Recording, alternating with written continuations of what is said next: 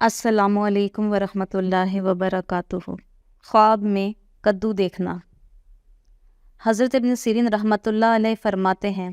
اگر کوئی خواب میں دیکھے کدو کے موسم پر اس کے گھر میں کدو کا درخت ہے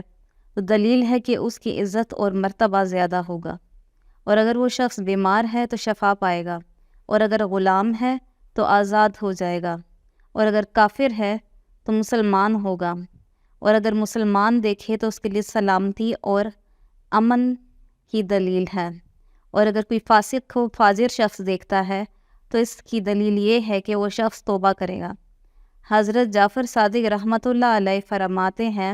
اگر دیکھی اس کے پاس کدو ہے دلیل ہے کہ پارسا عورت سے فائدہ حاصل کرے گا، اور اگر دیکھے کہ اس نے کدو کی بیل جڑ سے اکھاڑ دی ہے دلیل ہے کہ کسی سردار عورت سے فائدہ حاصل کرے گا، اور اگر دیکھے کہ اس نے پکایا ہوا کدو کھایا ہے دلیل ہے اس کی مرادیں پوری ہوں گی اور عبادت کی اسے توفیق ملے گی۔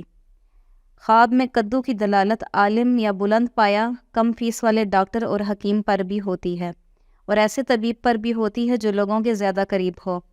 اگر خواب میں مریض نے کدو دیکھا تو اس کی شفا کی دلیل ہے۔ کدو تعبیر کے اعتبار سے پکائی جانے والی چیزوں میں سب سے افضل ہے۔ اگر کوئی شخص خواب میں پکا ہوا کدو کھائے تو اس کی گم کردہ متاع، چاہے وہ دنیاوی ہو، مالی ہو یا جانی ہو، اسے دوبارہ مل جائے گی۔ اگر کسی نے خواب میں کچا کدو کھایا تو اس کو جنوں کی طرف سے خوف پہنچے گا یا جھگڑا کرنے والے انسان کی طرف سے خوف پہنچے گا۔ اگر کوئی شخص کدو کے سائے میں بیٹھا ہے تو اس کی وحشت دور ہوگی اور وہ سکون میں ہوگا۔ بعض نے کہا ہے کہ کدو کا پودا ایسے فقیر آدمی کی علامت ہے جس کے پاس کچھ بھی نہ ہو،